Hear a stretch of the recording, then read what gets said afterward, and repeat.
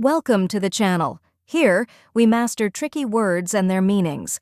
Today we're tackling a word that's often used in discussions about contrast and comparison, juxtaposition.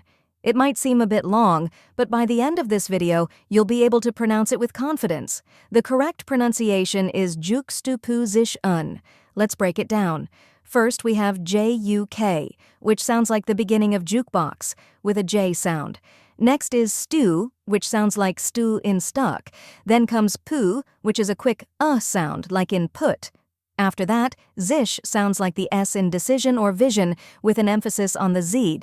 Finally, sounds like in button. Now, let's put it all together.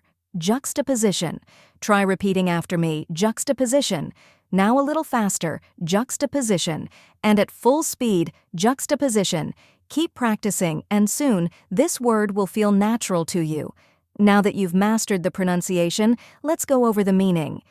Juxtaposition refers to placing two things side by side for the purpose of comparison, often highlighting their differences or contradictions. And that's it. Now you know how to pronounce juxtaposition and what it means. If you found this helpful, give this video a like and share it with others.